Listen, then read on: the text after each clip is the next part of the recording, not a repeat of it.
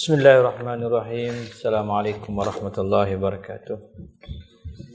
Alhamdulillahi rabbil alamin.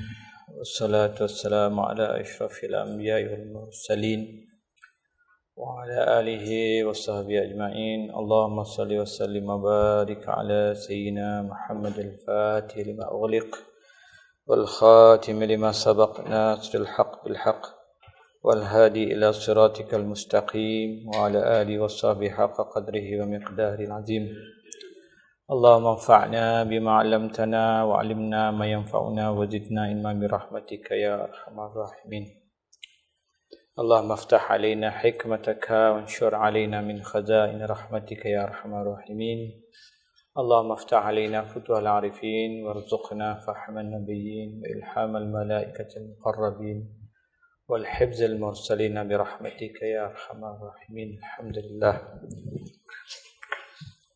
First of all, we thank Allah subhanahu wa ta'ala for giving us the opportunity to sit again tonight reading this book of great scholar Hujjatul Islam Imam Ghazali rahimahullah ta'ala.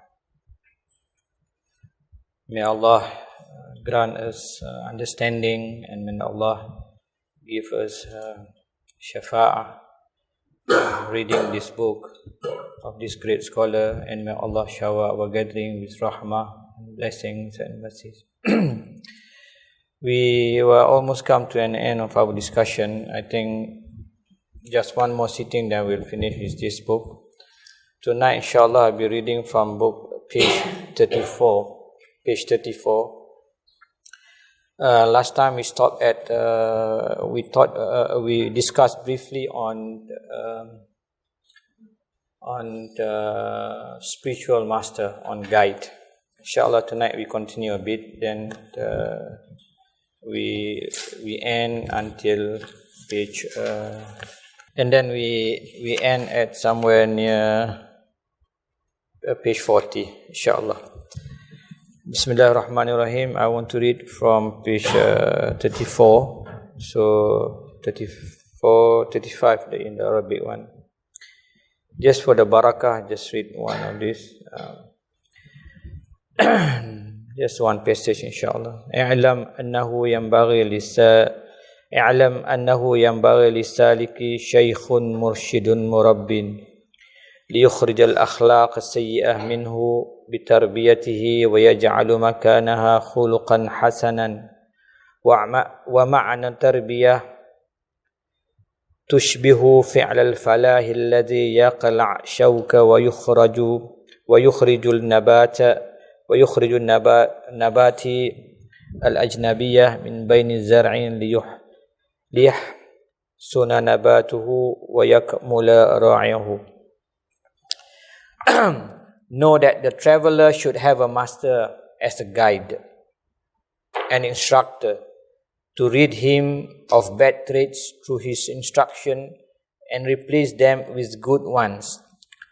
The significance of instruction is comparable to the work of the farmer who uproots thorns, bushes, and removes weeds from the midst of their crops so that his plants are in proper condition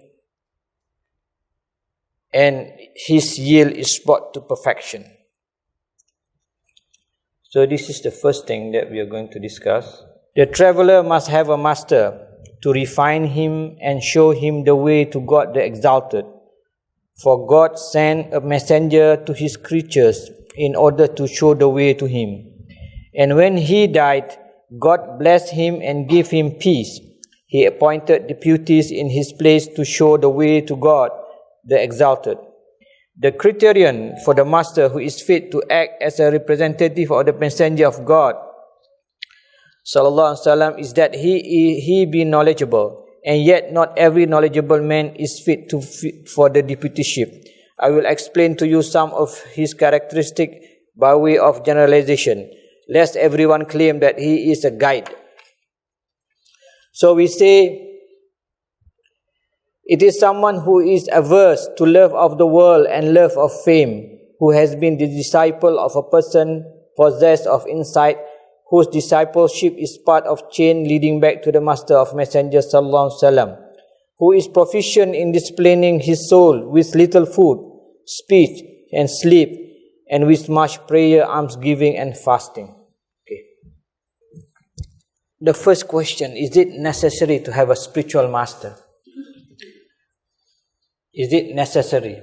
Do we need, is it a must to have a spiritual master? Anyone can answer this. The next question is it necessary to join any tariqah, any spiritual order? When we say spiritual master, is something to do with your spiritual, right? When Imam Ghazali mentioned here to have a master, he's not referring to have a tajweed teacher or to have an aqidah teacher. No, he's not referring you to that.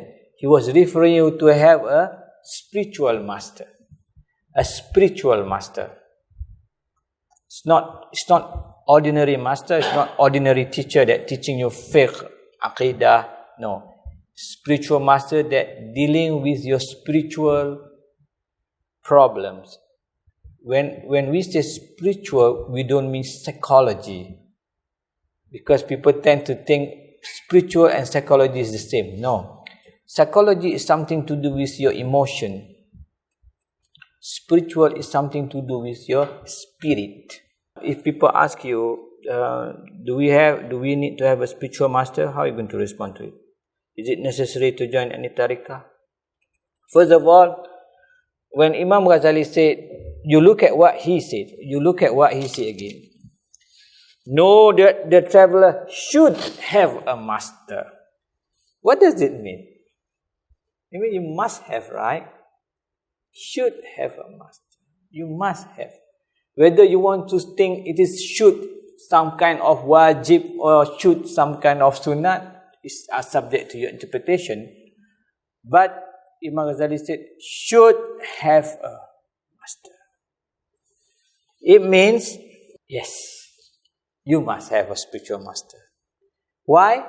Because Imam Ghazali mentioned here, the purpose of spiritual master is just like farmer who uproot thorns and bushes and remove weeds from the midst of the crop so that his plants are in proper condition and his yield is brought to the perfection. This is land. This is land. This is soil. Okay? This is soil. And then you have weeds. And here you have glasses. You have plastics. You have chemicals. You have all sorts of things here. And you put a seed of durian seed. Do you think that it can grow very strong, the tree? Can it? Do you think it can grow? Can? No. Why? Because here is toxic, right? Because here is toxic. Likewise, your heart is the same thing. Our heart is the same thing. So long as we have this toxic inside us, no matter how much we pray, no matter how much we do good deeds, it's not going to grow anywhere. It's not going to grow anywhere because the foundation is not strong, solid here. Should be strong, solid here. Go down here. So the purpose of spiritual master is to get rid of all this. Remove this toxic. Remove it. Clean it. And then all the weeds, all the lalang and everything, remove them. And it become very nice. And then you put a seed and it grows. It becomes very big, right? And this one, the root, you go down and very strong, the foundation. This is the purpose of spiritual master. So we have to get rid of all this. The toxic is what? Is the toxic?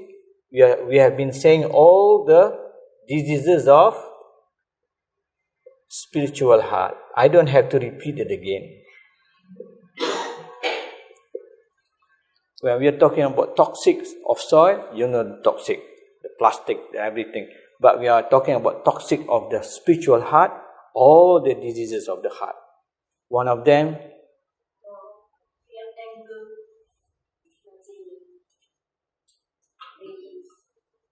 what more?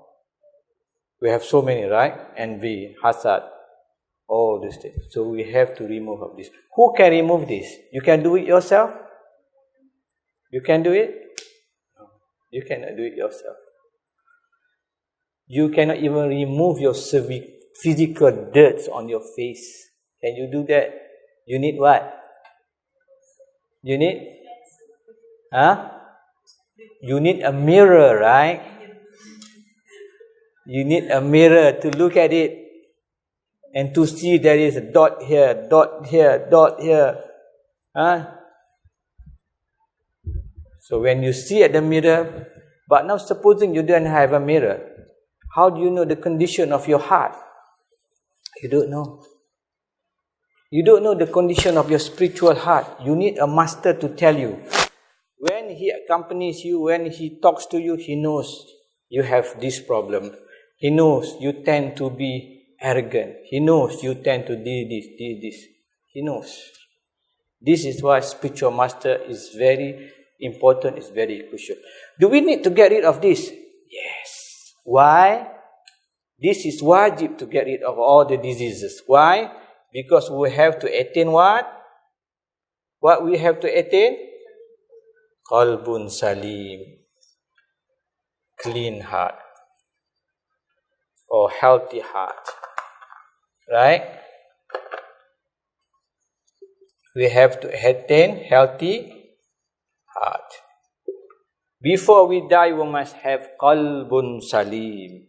يَوْمَ لَا يَنْفَعُ مَالٌ وَلَا بَنُونَ إِلَّا مَنْ أَتَى اللَّهَ بِقَلْبٍ سَلِيمٍ. The day when there is no benefit of the wealth of the children except the one who comes to me with healthy heart. Okay? You come with healthy heart, you will be safe in the hereafter. You come with hasad, with all the diseases of the heart, you will be perished now. So before we close our eyes, we have to uproot all the diseases of the heart. This is wajib. This is wajib. It's not something that your choice. I can die with all my hasad in my heart. That's my business. No.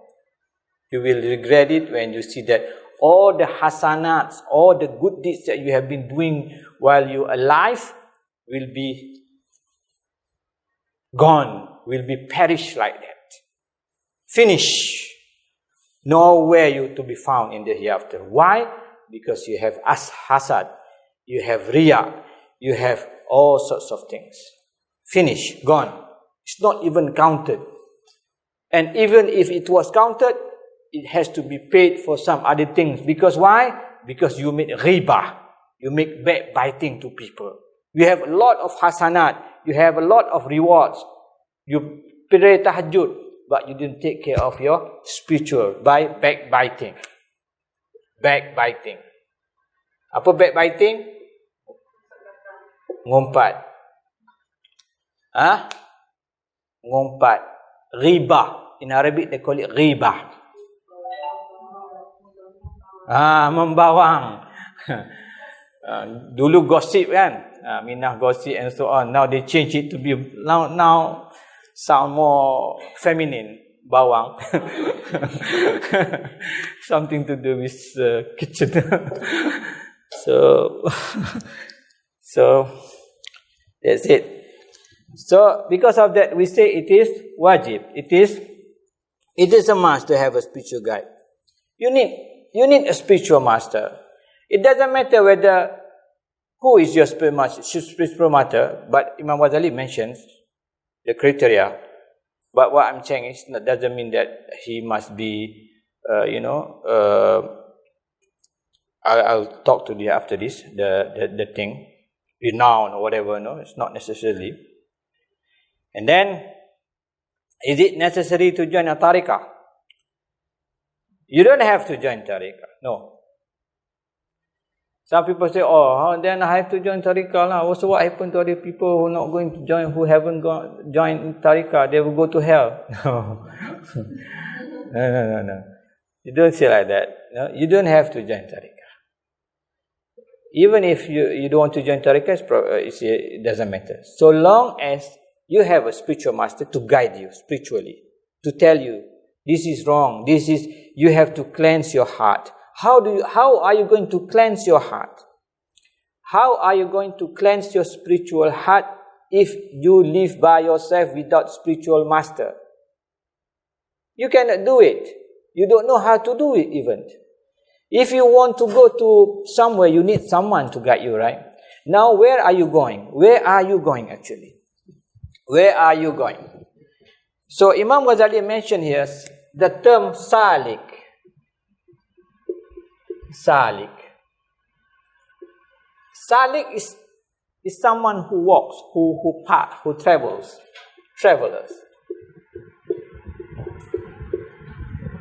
Traveler. Double L. Okay? But salik is not ordinary traveler. When Imam Ghazali talks about it, he is referring to spiritual traveler. You travel to where? You travel to Allah. You travel to Allah. To Allah. What do you mean travel to Allah? Where is Allah? Allah has distance between you and Allah? No. It's not Allah has distance. Allah and you has no distance. When we talk about traveling to Allah, we want to get close to Allah. It's not close in terms of close, special close. Bukan dekat bermaksud dekat yang bertempat. Because Allah doesn't encompass space. But when we say we want to get close to Allah, meaning that we want to get the hierarchy of our association with Allah, the closeness. When we say that He is close to the king, doesn't mean that He sits beside the king. We means that He is very know each other. God, king knows him, he knows God, he knows king, right? So they are very close, very intimate between the two. It doesn't mean that physical closeness. No, we are not talking like that to God. So please don't have that kind of impression. So when we said we are traveling to Allah, meaning that we are traveling to get to the closeness of Allah subhanahu wa ta'ala, in that sense. In the closeness of hierarchy, in the closeness of ranking with Allah subhanahu wa ta'ala. Okay? Because we cannot say Allah is far, Allah is close. No. Far and close in the sense of ranking, in the sense of hierarchy. The Prophet Muhammad is very close to Allah subhanahu wa ta'ala. Why? Because the Prophet is Habibullah, yang disayangi, yang paling akrab dengan Allah. Okay?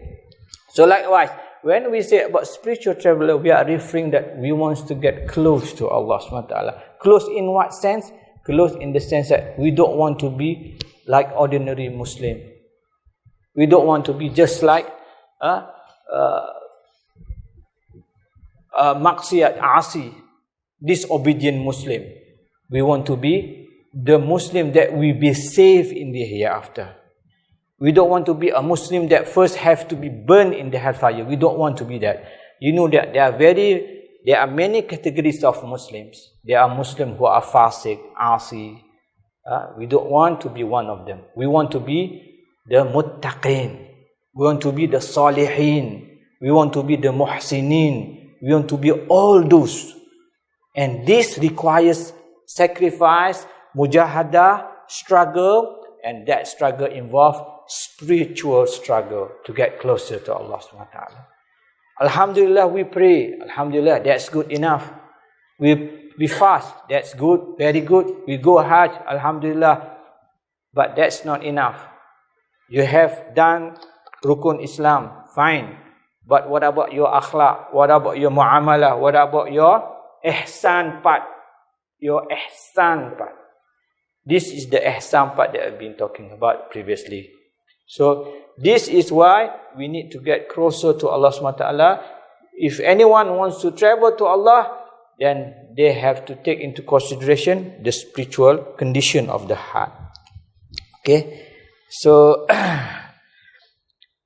where did I go? Where did I stop just now? Okay. What are the conditions? What are the conditions? Okay, so if you can purify yourself, then go ahead. Go ahead. You don't need the tariqah. But if you join tariqah, certain tariqah with a certain sheikh, the sheikh will prescribe to you. You make this zikr every morning, 100 times a day. You make istighfar every morning, 100 times a day. You make this, you make that. So it's up to you. You can do it. Do you know whether do we know that our heart is clean or dirty? Do you know? Do you know your heart is clean or dirty? Do you know? How do we know our heart is clean or dirty? One of the conditions or one of the signs that our heart is not clean is that we feel very difficult. We feel very difficult to do acts of obedience. When it involves doing acts of obedience, we find it very difficult. We have to fight, we have to struggle. It doesn't come very easy for us to do that. Then it shows that is one of the signs that our heart need to be purified. It's easy, it is easy if we have dots, black dots on our face. You can go to the mirror and you can see. It's a black dot here, black dot here. You can just wipe it.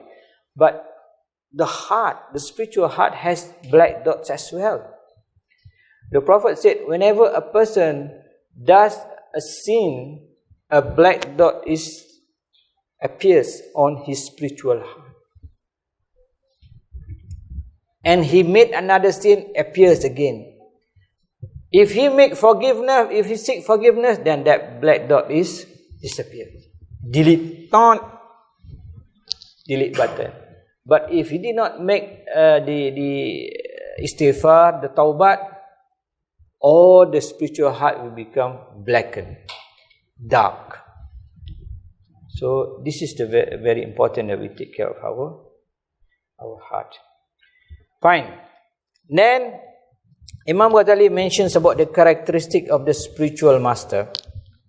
Okay, this is where you asked me just now, how do we know who is the spiritual master? The first category, the first thing that Imam Ghazali says, he must be knowledgeable. He must be knowledgeable. But yet, not every knowledgeable man is fit for deputyship. But don't think all alim is a spiritual guide. Okay? Not all alim a spiritual guide. He is an alim is one thing, but not all alim suitable to be spiritual guide.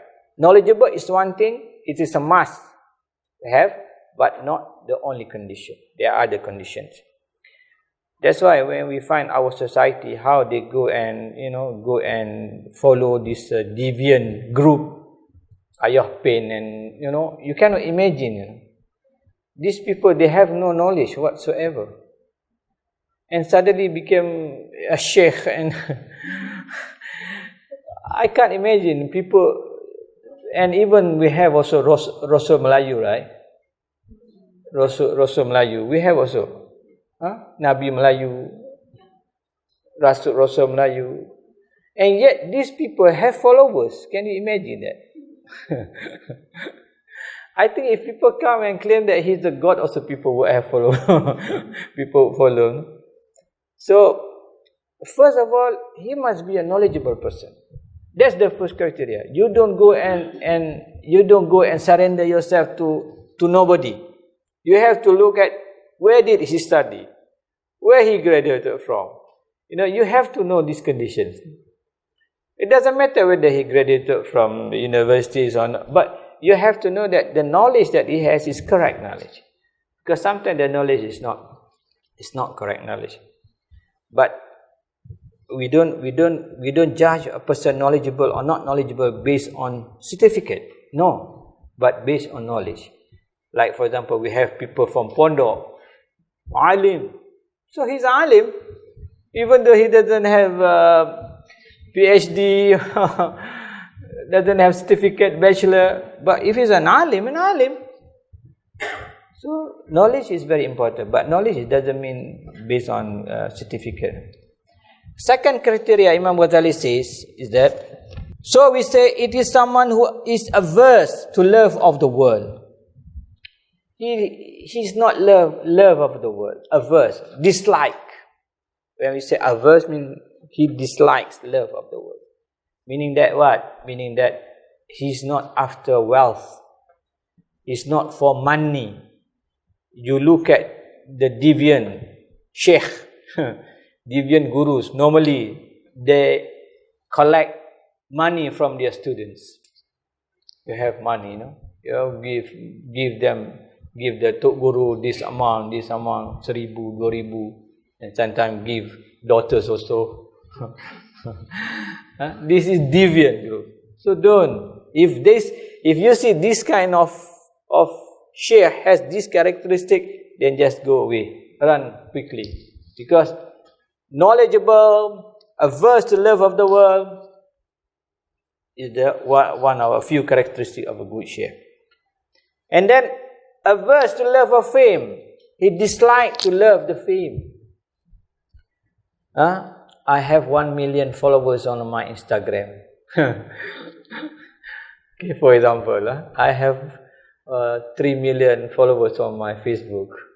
He's very proud. The sheikh was talking that, I have now. Then he is not a Sufi sheikh. He is not a true sheikh. If you're proud to be famous, then you are not a Sufi sheikh. Not a true master sheikh. When I'm talking like this, it doesn't mean that you cannot be famous.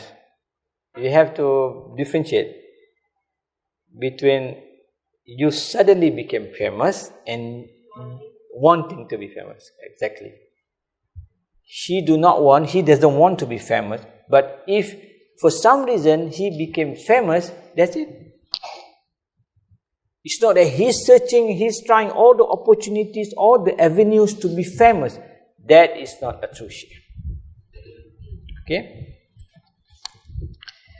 And then, who has been the disciple of person possessed of insight, whose discipleship is part of the chain leading back to the master. And this is another thing. The chain leading back to the Prophet Sallallahu Alaihi Wasallam. When we say this, we are referring actually to a tariqah. Whenever you see a tariqah or tariqat in Melayu, in Malay, in English they call it tariqah, or they call it also Sufi order. It refers to change of scholars, change of sheikh. You take bay'ah from your sheikh. That sheikh took from his sheikh took from his sheikh, until leading back to the Prophet Sallallahu Alaihi Wasallam. Okay, some people they don't believe in this. It doesn't matter. We don't quarrel with group who do not believe in tariqah. Okay, we are talking about what Imam Ghazali says in this. And then the last one, or the second last, who is proficient in disciplining his soul with little food and sleep, and with much prayer, almsgiving and fasting. He himself has disciplined his own soul. You cannot have a sheikh who has not even managed to discipline his soul. Then he cannot be a sheikh. How can he be a master when he has not mastered his own soul? He must be able to master his own soul. He must be able to control his own desire. Then only he can be a true sheikh. A true master must first be able to master himself. If he has all these diseases of spiritual heart, then he is not a true sheikh. He is not a true sheikh. If you sit with a sheikh and still backbite others, then he's not a sheikh.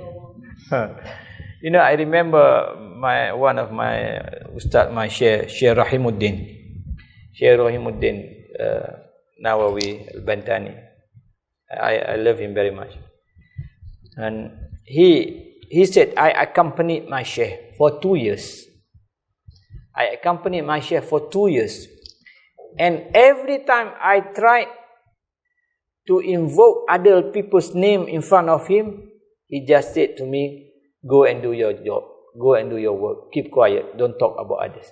Every time I tried to invite him to talk about bad things about other people, he said, keep quiet, there are so many things to do, go and do your job. Only after 2 years I accompanied him, and I never heard him talking bad things about others. Only then I gave my hand for bay'ah. This is what he said. I remember that he said. After 2 years I accompanied him, and I realized that he never spoke bad things about others. Only then I gave my hand for bay'ah. So this is a true sheikh. Okay. And the last one, by his discipleship of that insightful master, he has made into a way of life for himself proficiency in virtues such as passion, prayer, gratitude, reliance on God, certitude, contentment, self-composure, mildness, humility, knowledge, sincerity, modesty, fidelity, dignity, silence, deliberateness, in acting, and such like. In consequence, he is a light among the lights of the Prophet, fit to be followed as an example. However, finding the like of him is unusual, harder than rat sulfur. Whoever is favored by good fortune in finding a master such as we have mentioned, and the master accept him, should venerate him outwardly and inwardly. So, after he has disciplined his own soul, meaning that what? He has Imam Ghazali mentioned, he ate little food, he spoke little speech, sleep, not otherwise. Makan sikit, tidur sikit, cakap sikit. Not otherwise. Not sikit-sikit makan, sikit-sikit tidur. So not otherwise. So the true sheikh makan sikit, tidur sikit, cakap sikit. That's true sheikh. Cakap when necessary. This is what Imam Ghazali said. And all the bad things, he is under control. You know, to be someone who is obedient to Allah SWT at the highest level, it's not just abstaining from halal and haram. It is also involved in abstaining from unnecessary. So, if we involve in unnecessary, we are not yet a true Muslim in the true sense. You see, and there are so many other things that we have done unnecessary, including eating and talking. So, I've accompanied a sheikh in Jordan, one sheikh. Throughout, when I walked with him, he never spoke a word to me. I was walking all the way. Once in a while, he asked, "How are you?" Say, "Alhamdulillah, I'm fine, sheikh." Then we talk. After a while, a few minutes, only then he asked again. He asked only when necessary. Not like, oh, you're talking unnecessary. But a true murshid will not talk. Once you discipline the soul, then you have to have the proficiency in virtues. Meaning that, we mentioned last time, we have mazmumah, right? Mazmumah mean all the bad, and you have mahmudah, okay, all the good or evil, good. So we have virtues. A true master able to control this. a true master, Ghazali said, has disciplined his own soul from this, and proficiency in virtues, and managed to embellish, to adorn, hiasi diri dia dengan all the virtues. And it becomes his habit, his akhlaq. You know, we do some things, good deeds as well. But we do it intentionally. We still remember we do it. You know, but if you do something that you don't even remember you do it, it is out of your habit. That means that trait, that virtues has become part of your body, part of yourself, part of your akhlaq. The worst if you apa? Mengungkit. The worst if you mengungkit. Mengungkit apa Inggeris? The worst if you cakap balik. Bagi sedekah tu, semalam bagi sedekah tu, bagi, and all sorts of things. The worst. But if you do something that you even forget, you don't even remember that you do good deeds, that shows that virtues has become part of your akhlaq. So this is the characteristic of a true sheikh. And Imam Ghazali said, harder than red sulfur. Red sulfur is very difficult to find. Okay, sulfur merah. And this is the misal given by Imam Ghazali. And then he said, if you found this kind of sheikh, have adab with him. So I just read this adab very quickly. I don't need explanation because this is very simple. So an outward veneration. So there are two adab. There's outward and inward. Outward meaning what? Outward meaning you are in front of him. You have to have that kind of adab with him. How you display yourself in front of him. Inward mean what? Inward mean your heart, your internal. How you behave, how you are understanding, how you're feeling towards him. That's your inward. So as for outward veneration, is that he should not contend with him, nor engage in argument with him over anything, even if he is aware of an error of his. So you don't argue with your sheikh. I don't think you are right, sheikh. Oh boy. I don't think you're right, sheikh. You see, you don't argue with your sheikh. So whenever he says something, just listen and follow what he says. Just follow what he says. Don't argue with him, because maybe your knowledge has not reached to his knowledge. So that's why, if you reach to his knowledge, then you become his sheikh, not you, not otherwise. You can. I mean, not arguing doesn't mean that you cannot ask, you cannot talk, you cannot seek clarification. That's okay. Yeah, you can ask. I mean, if you want to do more, you want to add more, that's okay. What I'm saying is, you don't argue with him when he says, you do this, you do that. And he said, I think I should. You just imagine like yourself a dead body. Dead body. What are you going to do? You're going to complain to people washing your body? No, don't do that. No, I'm hurt. No, you wash my feet first. No, this is the similitude, the parable. A murid with a sheikh is that just like that body in the hands of the washers. Okay, so they pushing, they put this way, they wash your head first, wash your feet first. You just follow. Don't quarrel with him. Don't argue with him. Of course, if you have something that you don't understand, you can ask. It's not adab. If you ask him, you can ask. You can ask, but don't argue with him. And another thing that it's not mentioned here. Another thing is, it is also su'ul adab. If you mention about what other sheikh was saying.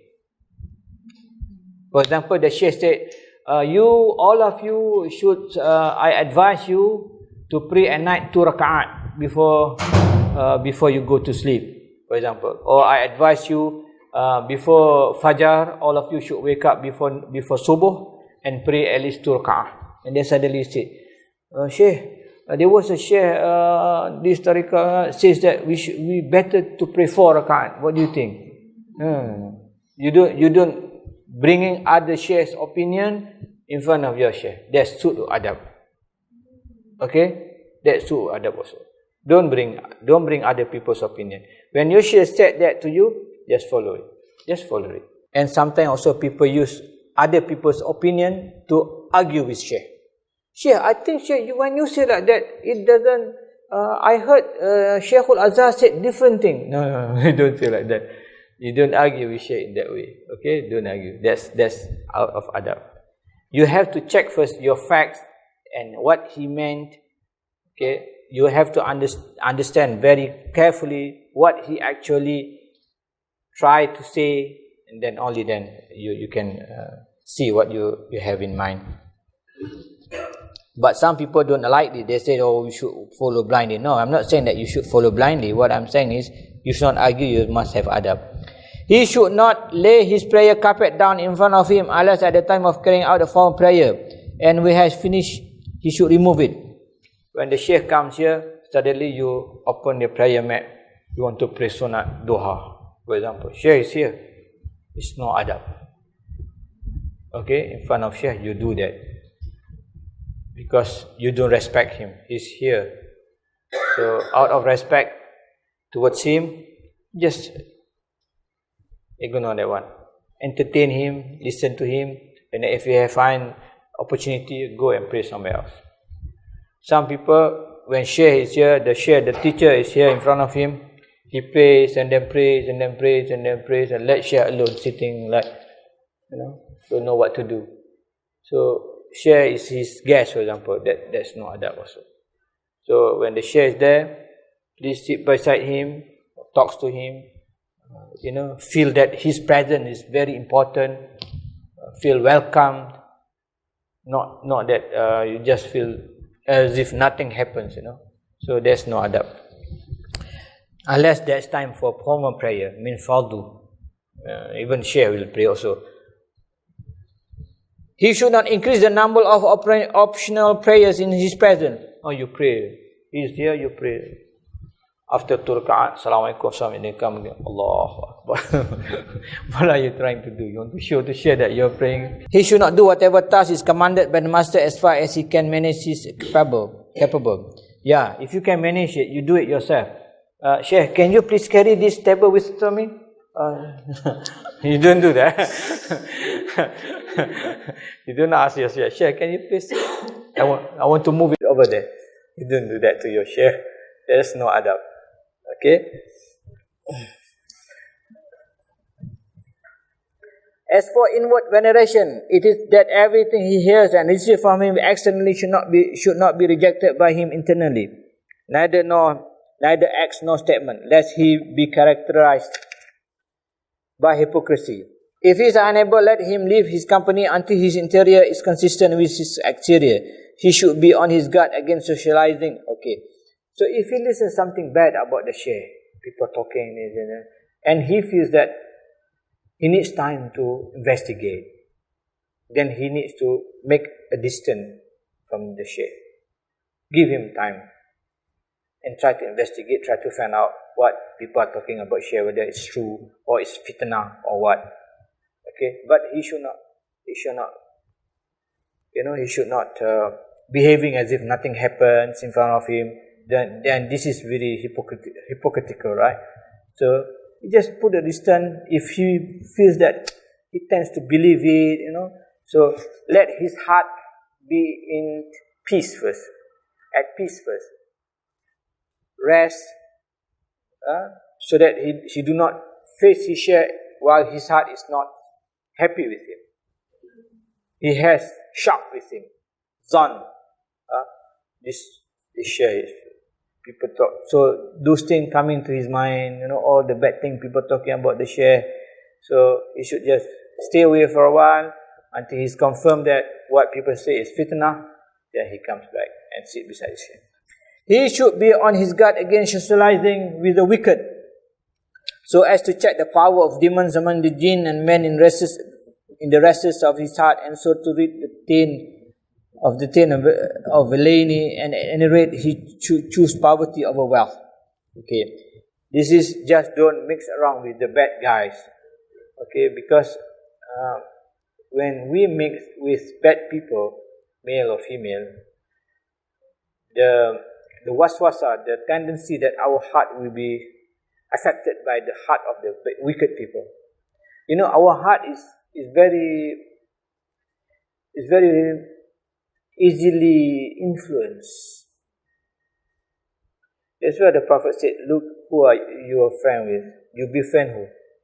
You know, if you befriend someone who is bad people, then the bad traits of them will influence your heart. So Imam Ghazali said, no, don't mix with that people. If you mix around with makcik-makcik bawang, for example, do you think that you can make zikr, subhanallah, subhanallah, while in their company? You won't be able, right? You won't be able. You will, in the beginning, you'll be sitting there and quiet and listen, astaghfirullah, astaghfirullah, for a few times, maybe initially 10 times. And then after 5 minutes, you less to 5. And then after half an hour, you also, you also join. Betul lah, aku pun dengar. Then finish, gone. Astaghfirullah and everything's gone, no more. Because you are sitting in front of them. So, try to avoid the company of bad people, wicked people. Otherwise, you will tend to follow them. Sufism. We'll be very quick, inshallah. Sufism, istiqamah. Istiqamah, there are many definitions of istiqamah. But Imam Ghazali says, Sufism has two characteristics. I'm not going to read it because we don't have time. To sacrifice ego's pleasures to Allah's command. That is istiqamah. Imam Ghazali says, istiqamah is to sacrifice ego's pleasure to Allah's command. That's one definition of istiqamah. Istiqamah has many definitions. Istiqamah has many definitions. What Imam Ghazali said is, whenever you have something that your ego, your nafs, against Allah SWT command, Allah SWT command superseded. For example, what? Your ego, your nafs. Ego is basically your nafs. Your ego wants you to sleep for subuh. You know, kunang ni awak lagi. So, 6:30 awak lagi. So this is meaning that you following your nafs. You following your nafs. Whereas what we should have done, when we say Allah's command that we have to wake up and pray subuh, so we can wake up, pray subuh. This is what Imam Ghazali said. That is one way of istiqamah. One of the meanings of istiqamah. Other meaning of istiqamah, when we read Quran, we read Surah Al-Fatiha, Ihdina sirata al-mustaqim. Mustaqim. Istiqamah is the same word. Mustaqim means straight. So istiqamah means straight. Istiqamah also can mean steadfastness. Teguh. Istiqamah also can mean consistent. You're consistent. The Prophet loves someone who is istiqamah in the sense that he does something, though little, but consistent. You pray every night before you go to sleep, you just pray 2 rakaat. That's it. You don't pray 20 rakaat. You are lazy people, I know. You, before you go to sleep, you wake up, you sleep, make 2 rakaat. That's it, you go to sleep. But you do it for 20 years, 30 years, or you do it for the rest of your life. That's good. Compared to someone who do it 20 rakaat for that night, and then he do not do it again for the rest of his life. Because you know, our heart is like a drop of water. You imagine water kan, air yang menitik atas batu. Imagine that. So it doesn't need a lot of water to drop. Just a little bit drop, but it drops regularly. Regularly. Even if it's one drop, eventually you'll find the effect on the stone or whatever, right? Similarly, our heart is like that also. If you do it every day you do it, then you'll be able to mold your heart, your spiritual heart, to become better. Do it every day. Every day you do it. Little, doesn't matter, but do it every day. 2 raka'at. Read Quran, one ain. You cannot read one juzu, I know. Just one ain or, one page, whatever you're capable of. Half a page. We do it, whatever you do it. Zikir, astaghfirullah 100 times a day. Do it. I'm not asking you to do 70,000 times like some people. Some people, they do it 70,000 times a day. I heard my friend said, the Sheikh asked him to recite 70 times,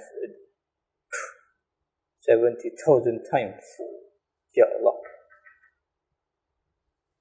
So, there are many wirid, many zikr that you have to do. Okay, so but do it very little, but consistent. And then Imam Ghazali said, the second condition of Sufism is be good character with fellow. You good with Allah, you istiqamah with Allah. You see? You remember that we live in this world, we have two dimensions or three dimensions or three relations, whatever you want to call it. We have hablum min Allah, this is God, this is Allah, our relationship with Allah, and this is mankind. This is our relationship with mankind. Don't think that when your prayer is good, when your fasting is good, when your hajj is good, but you have bad akhlaq here, you'll be safe. No. No way. Your akhlaq, your prayer is good, your fasting is good, your hajj is good, your sadaqah is good, but at the same time, your akhlaq with people also must be good. And not just fellow people, with animals also. You have also here mankind, animal included here. Animals, you have to be kind to animals. The Prophet said, a lady was sent to hellfire. Why? Because he mistreated the cat, right? The Prophet said, the companion said, he prayed at night, he fasting during the day, but she goes to hell. Why? Because she mistreated the cat. She didn't let the cat out to get the food until the cat died. So she goes to hell, the Prophet said. And likewise, a prostitute who saved an animal, a dog or something, by giving water, drinks, Allah gave him hidayah, she repented, and she was sent to paradise, Jannah. Why? Because of animals. So never think that animal will not make you go to hell. Just because you pray a lot or you make zakah or this, no. Be careful with animal. Nowadays people masuk animal dalam mesin washing machine and this. I don't know what kind of attitude is this. This is barbaric, Animals, be careful. Even in Islam, we're just not being good to fellow Muslims and animals, but we are also environmentalists. We are also environmentalists. Don't go and pluck trees and for no reasons. Don't do that. Why should you chop trees, chop it and pluck this, pluck that, and baling sana, tarik daun sana? Why? Why you do that? Let the tree grow. Kadang-kadang kita tengok budak orang kan, they like to patah, go here and do this. No, we don't do that. We don't do that. We don't do that to the trees. Unless it is necessary. There is some reasons that you want to do that. Fine, do it. For development, for what, whenever you want to do it. But don't do it simply because this is vandalism. You vandalize the nature. We are living in harmony with nature.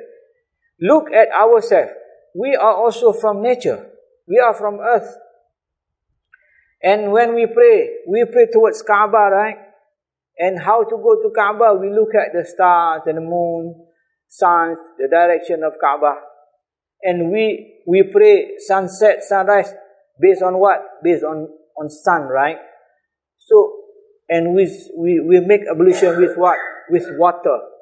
So, all this shows that Islam is so close to the nature. And we put our forehead on ground. We make sujud. We are very close. We are And we love nature so much. So we don't abuse nature. Alright, so sorry, I'm taking your time a bit. Ubudiyah, servanthood. And Imam Ghazali says,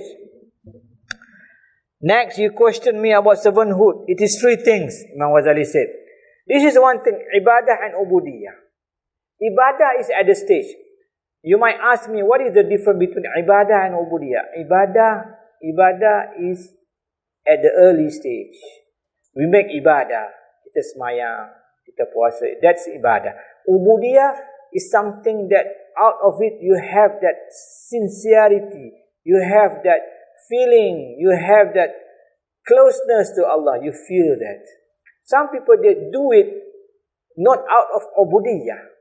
Not because they wanting to do it. Not because of the servanthood. They do it because they have to do it. You do it, you pray. Why you pray? Because kalau tak semayang masuk neraka. Semayanglah, nak macam mana? So you do it grudgingly, terpaksa.